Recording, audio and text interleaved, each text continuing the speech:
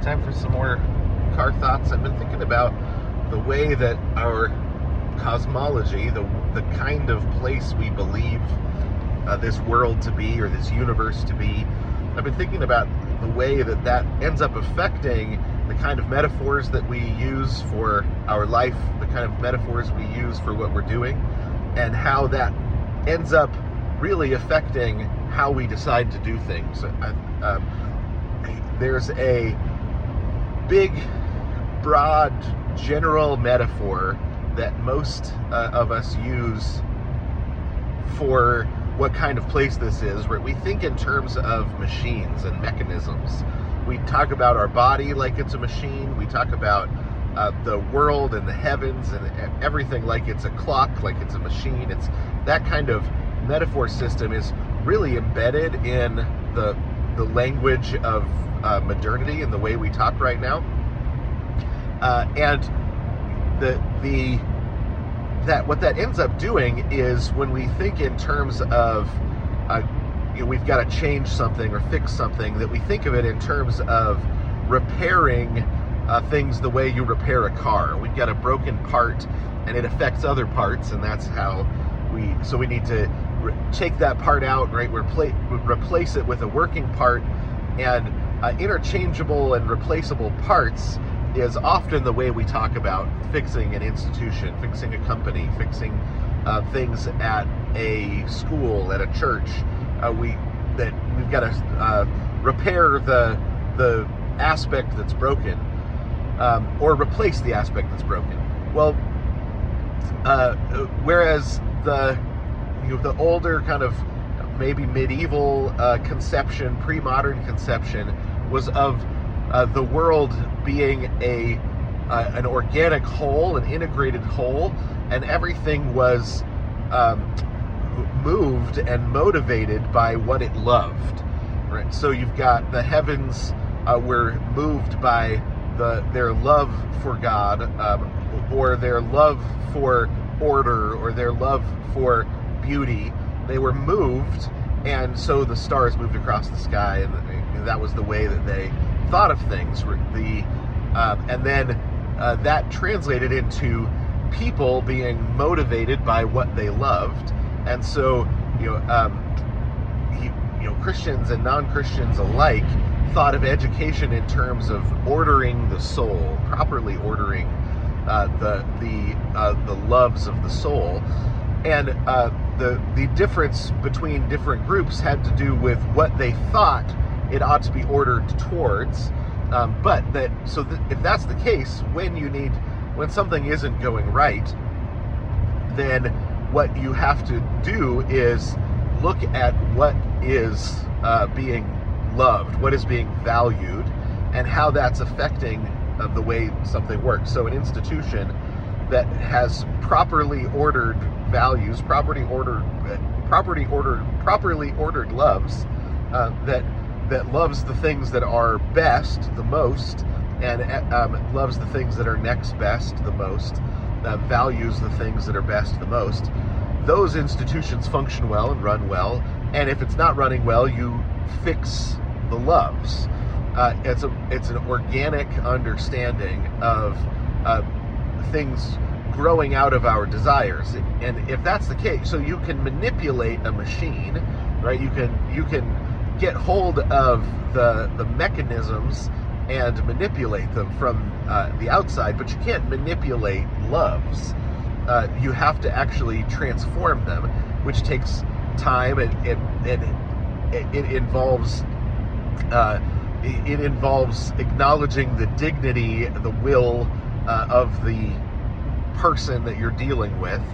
And whereas with a mechanism, so long as it works right, you don't have to replace it, and there's not dignity to the individual, right? So, an Italian political philosopher invented bureaucracy as a way of creating systems with interchangeable parts that any human being could step into and run, because the part itself wasn't important. The dignity of the individual wasn't important. The whole was important as long as it was set up to function like a machine. You put a part in, and it does its job, and the whole runs smoothly. Well, we have taken that metaphor and turned everything into bureaucracies. Our schools are bureaucratic institutions. Our churches are often bureaucratic institutions, especially in America, in larger denominational structures. We've got bureaucratic institutions. We've got even our state and local governments, our federal governments have all become bureaucratic institutions.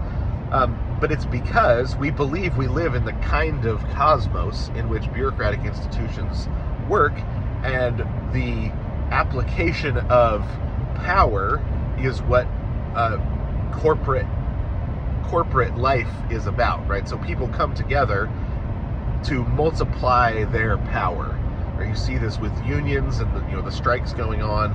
People come together and they say, we are going to multiply our power by coming together, rather than coming together to become what we were intended to be, or to become the thing that we were created to be, to mature into it, to order our souls, to rightly order our loves.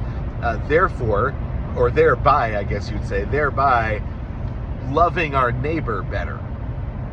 That is, so we don't have those discussions anymore because of that metaphor system being a mechanistic metaphor system. So, and as I've thought about this, I think it's a really important thing to become aware of as we talk through what kind of thing we're doing. So we just had a long conversation at Concordis about what kind of metaphor system are we presenting to schools when we talk about them. How do we talk to a school about what they are doing, what they are as an institution, and trying to develop a metaphor system of an olive tree, that's more of an organic metaphor system, in order to treat the humans like humans that are in the institution. And so,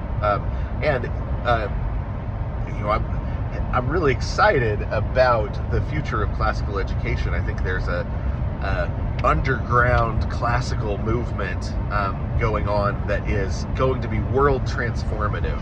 Right? The same sort of way you've had underground comedy, underground art, underground music that ends up suddenly bursting on the scene and changing everything. I think you've got the same sort of thing going on in classical education right now.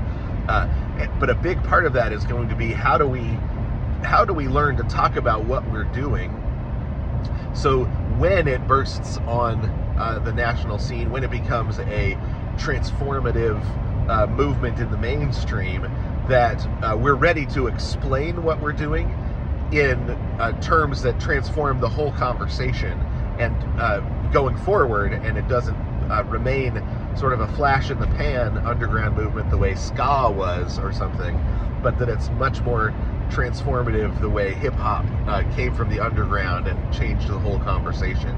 That's because they showed up with a full-fledged metaphor system and full-fledged culture, full-fledged a way of approaching life that wasn't an add-on but was an alternative. And I think that's going to begin by talking about what it is that a school does, why it is that a school should think in terms of formation of people rather than in terms of creating units of production and consumption for the machine of society, the machine of culture. So those are the car thoughts for today, and let me know what you think down in the comments.